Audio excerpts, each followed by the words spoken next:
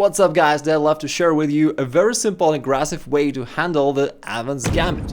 It's a very annoying opening actually, because if you're not familiar with it, you've got great chances of going down real quick within the next 5 to 10 moves. Now what I do recommend you to do instead is to decline the sacrifice. There is a ton of theory there and it's pretty dangerous why it's got a ton of threats there in those different variations. Alright, so instead we're gonna play the declined variation. Now notice that this pawn is somewhat hanging, and therefore probably the most natural move for white to play here is just to keep pushing it forward and chase away the knight. But now you move the knight to this central square. At this point your opponent thinks, alright, this pawn on e5 is hanging, and as I capture it I also threaten this pawn on f7. And he's got this false impression that he's nearly winning the game, but the reality is the opposite. You've got this really strong counter with queen to g5, which is a double threat to this knight and the pawn. And in all these variations, you gain the upper hand. Moreover, in the most natural outcome of this line, white captures this pawn on f7, executing their threat, the knight is guarded, therefore you can't capture it, and it still feels good for white to do that, as it's forking your queen and rook, but you counter with queen takes g2, threatening the rook, and from there it's going to be a check to the king, therefore they move the rook away, but now you capture the central pawn, check again. They can't cover with the queen because you've got your knight there covering the square, and as they retreat the bishop, you've got a very nice and quick finish, knight to f3, it's a smothered checkmate. Let me also emphasize at this point that we're not just hoping for some individual trick. The declined variation is a perfectly sound and good option, and it's just a cherry on the cake that there are some really cool traps along the way.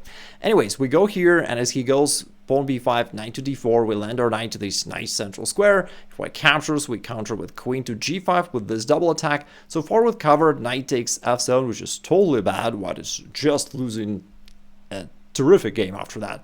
So bishop takes f7 is a better try, however white is still going down. After this you just retreat your king, and now white can't defend all of their weaknesses, plus the knight can't retreat because it's got to guard the bishop, and white just can't defend all of that. They'd better to castle so that at least their king is safe, as well as that pawn on g2, but now you grab this knight on e5. This also makes this bishop hanging. White needs to do something. It's better for them to trade it off so that they don't waste time retreating. And now you're up a minor piece. Your king is a little bit exposed, but I wouldn't worry about this really because your opponent is totally passive. All of his pieces literally are on the first rank, so far away from your king. Also notice that f4 kind of things are always a bad idea for white because that would expose their own king. So that's not gonna work. Plus, also these two pawns, the e4 pawn as well as the b5 pawn, are also hanging. Therefore, it's not easy for white to handle this. I'll show you one game just because there was also a fun variation after that. White played c3, the knight retreated. Now white realized that this pawn on e4 is hanging. In case white pushes the pawn, you're going to grab the central pawn, right? So they tried to guard it, preparing d4, but black said, okay, if you want to play this, go ahead. And they allowed white to push this pawn because they had something in mind. It turns out that there was one more trick. They sacrificed the knight right here on d4 because after the trade, it turns out that the rook cannot run away, and as you capture the rook, you'll be up a clear rook at the end of the line in a totally winning position. At this position, some of your opponents will play pawn to c3 just to guard this pawn on b4, control the d4 square, and what should you do then? Well, of course, you could just complete your development and life's good after that. However, you've got a unique opportunity to pull off the deadly Russo Gambit, and yes, it's still legal to use it for self-defense, and you can play pawn f5. Now, this is not exactly the Russo Gambit, but it's very similar. If you missed my video on the Russo Gambit, I'll drop a link below in the description. Check it out, it got almost 2 million views, it is a lot of fun. Now, so the idea of the move pawn to f5 is that you challenge their center, you attack this pawn, and capturing on f5 usually is actually a bad mistake, even though it's the most played move and the most natural move for your opponent to play. That allows you to play pawn d5, gaining a tempo because you attack this bishop. Also, in the future, you will easily get your pawn back while developing your bishop at the same time. Plus, there is always a threat of pushing this pawn forward, driving this knight away, which is also unpleasant because the knight does not have any good squares to go to. Your queen takes away these two squares, your minor pieces control the center, and therefore e4 could be really annoying. The best thing white can do here is to move forward bishop b5 so that at least they pin your knight and create some counter threats, such as knight takes e5, but you can actually ignore this, and that is another super evil trap. You go knight e7, And it feels for white like they can just take a free pawn. And they're prompt to do that, because if not, you can actually push e4 yourself anytime you want to in the future. But if they capture, you can't recapture because the knight is pinned. So you move your king away. Now the threat is real. They take on c6, and they think that the game has just begun, but in fact it's already over. Like, you recapture, attacking the bishop, and after the bishop goes anywhere they want to, and they're ready to castle, you stop this by bishop takes f2. You call the king out, and after this, the king is totally exposed. King takes, now it's on the way of your rook. You can play knight takes f5, opening up this file for your rook, enabling queen h4 check on the next move, and white is completely defenseless. For example, if they try to play rook f1, desperately hoping to create this artificial castling, then you follow up with another brilliancy. This time you sacrifice the knight to e3, and that is a fork to the queen, rook, check to the king, right? So if they don't want to lose a ton of material, they have to take it, but now the king is totally exposed. We play queen e7 check, and on the next move, queen e4 checkmate. Now we already know that accepting your pawn sacrifice on f5 is very dangerous for white, and is just incorrect. d3 is a better try, simply trying to hold on to this pawn, but now after the trade and knight f6, you attack this pawn again, and although Stockfish says that white is a little bit better, but I don't see exactly how white can attack you.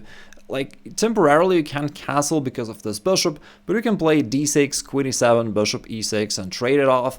Either way, your position is very solid. You've got this semi-open file for your rook, you've got an active bishop, and right now you attack this pawn on e4. Therefore, I think that realistically it's a perfectly fine position for you to play. Moreover, the most played move by white here is bishop g5. They want to pin your knight as well as to secure their pawn on e4.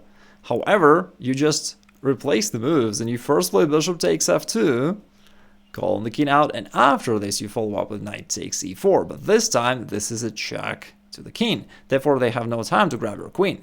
They gotta move the king away, but now you capture the bishop. And now you're 2 pawns up with a totally winning position. Also, let's not forget that the king has moved, therefore it cannot castle anymore.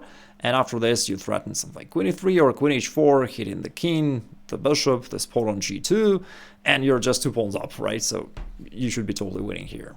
What if your opponent has been listening to Nakamura's streams instead of lullabies, and he knows all this stuff, he knows all the traps, you can't catch him off guard? What do you do then? Well, I've got some very special variation for those types of opponents.